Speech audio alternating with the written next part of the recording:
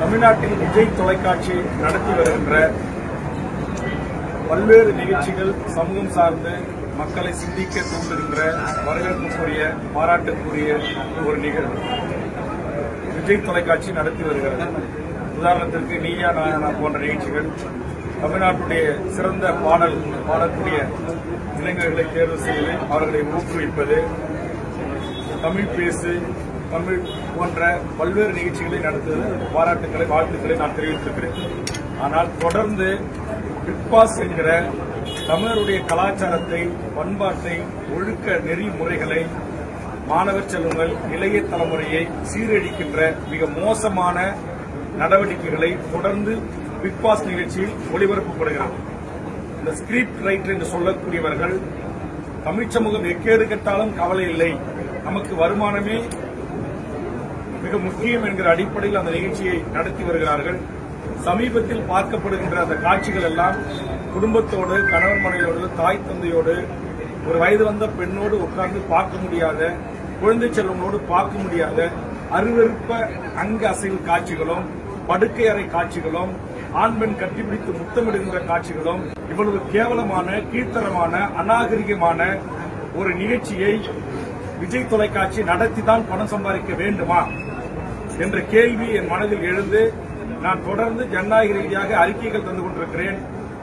சட்டமன்றத்தில் இது குறித்து கவனஈர்ப்பு தீர்மானங்களை இன்றைய தினம் பேரவைத் தலைவர் அவர்களுக்கு தந்திருக்கிறேன். 2 நாட்களுக்கு முன்பாக தமிழ்நாடு அரசுக்கு, முதலமைச்சருக்கு வேண்டுகோள் வைத்து உடனடியாக பிக் பாஸ் தடை செய்யப்பட வேண்டும் என்கிற கருத்தை பதிவு செய்திருக்கிறேன். ஆனால் இந்த 2 நாட்கள் ஆகி அறிக்கை தந்தோம். தமிழ்நாடு அரசும் இதுவரையிலும் அதற்கு அந்த நடவடிக்கையும் எடுத்ததாக தெரியவில்லை.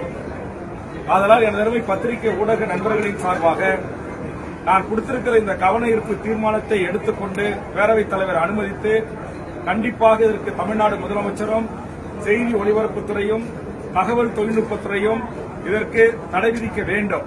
இல்லை என்று சொன்னால் இத்தனை ஆண்டு காலமாக அறிவித்து ஜனநாயக அறிக்கைகளை விட்டு பத்திரிகையாளர்கள் வேண்டுகோள் வைத்து விஜய் தொலைக்காட்சி அதை கண்டுகொள்ளாமல் புறந்தள்ளுகின்ற இந்த நிலை அவர்கள் உணர்த்துகிற வகையில் மிகப்பெரிய ஒரு முற்றுகை போராட்டத்தை தமிழக வாழ்வுரிமை கட்சி பிக் பாஸ் அரங்கத்திற்குள்ளாகவும், விஜய் தொலைக்காட்சி முன்பாகவும் பல்லாயிரக்கணக்கான தமிழக வாழ்வுரிமை கட்சியினுடைய தாய்மார்களை திரட்டி மிகப்பெரிய போராட்டத்தை நடத்துவோம். இது இனியும் அனுமதிக்க முடியாது. இன்னைக்கு ஒவ்வொரு நாளும் அந்த நிகழ்ச்சியை பார்க்கிற பொதுமக்கள் இந்த விஜய் தொலைக்காட்சியில கமெண்ட்ஸ் பகுதியில் பல்லாயிரக்கணக்கான கமெண்ட்ஸ்களை சொல்றாங்க. இது ஒரு மோசமான நிகழ்ச்சி, இது பண்பாட்டு கலாச்சார சீரழிவு நிகழ்ச்சி, தயவு செய்து இதை தடுத்து நிறுத்துங்க, இது வேண்டாம் அப்படின்னு சொல்றாங்க. ஆனா அதை எதை குறித்து கவலை கொள்ளாமல் இப்படி ஒரு மோசமான நிகழ்ச்சியை தமிழ் சமூகம் அனுமதிக்க கூடாது. தமிழக மக்கள் இதற்கு பெரும் ஆதரவு தர வேண்டும் என்னுடைய இந்த போராட்டத்திற்கு எங்களுடைய உணர்வுகளை புரிந்து கொண்டு மாண்புமிகு தமிழ்நாடு முதலமைச்சரும் தமிழக அரசும் உடனடியாக அந்த நிகழ்ச்சியை தடை விதிக்கலாம். கர்நாடகத்தில் தடை விதிச்சிருக்கிறாங்க, வேற ஆந்திராவில் இது குறித்து அது மாற்றி அமைக்கப்பட்டிருக்கிறது, கேரளாவில் இந்த நிகழ்ச்சி மாற்றி அமைக்கப்பட்டிருக்கிறது. மற்ற மாநிலங்களில் அந்த மக்களுடைய உணர்வுகளுக்கு அந்த அரசு மதிப்பளித்திருக்கிறது, விஜய் தொலைக்காட்சியினுடைய அந்த மாநில நிர்வாகம் மதிப்பளித்திருக்கிறது. ஆனா இங்க தமிழ்நாட்டில் தமிழர்கள் சாதியா பிரிஞ்சு கிடக்கிறான், மதமா பிரிஞ்சு கிடக்கிறான், கட்சியா பிரிஞ்சு கிடக்கிறான், நம்ம எப்படி வேண்டுமானாலும் கல்லா கட்டலாம் என்ற அடிப்படையில் இந்த நிகழ்ச்சியை நடத்துவது என்பது ஏற்புடையதல்ல. அதனால் உடனடியாக தடை விதிக்க வேண்டும் என்ற வேண்டுகோளை முன்வைக்கிறேன். அப்படி இல்லை என்று சொன்னால் தமிழக வாழ்வுரிமை கட்சி எடுக்கிற அந்த போராட்டம் ஒரு நியாயமான மக்களுக்கான போராட்டம் என்கிற அதற்கு மதிப்பளித்தாவது மாண்புமிகு தமிழ்நாடு முதலமைச்சர் இதற்கு ஒரு தீர்வை காண வேண்டும் என்று எனது அருமை பத்திரிகை ஊடக நண்பர்களின் சார்பாக வேண்டுகோளை முன்வைக்கிறேன். இதற்கு முன்னதாக விஜய் குழந்தைகள் மேல படம் போட்டு எடுக்கிறாரு, கை போட்டு எடுக்கிறாருன்னு சொல்லி பேசியிருக்கப்ப சமூக வலைதளங்களில் உங்க மீதான விமர்சனங்கள் அதிகமாக அதை பத்திரிகை நண்பர்கிட்ட பல முறை நான் சொல்லிட்டேன்.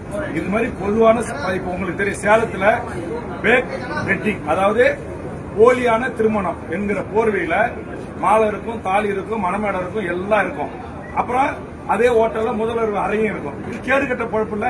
இது எப்படி தமிழ்நாடு அரசுகள் அனுமதிக்கிறீங்க? தமிழ்நாட்டில் இதை எதிர்த்து இன்றைக்கு போராடி தமிழ்நாடு அரசின் கவனத்துக்கு கொண்டு சென்று நான் தடுத்து நிறுத்திருக்கிறேன்.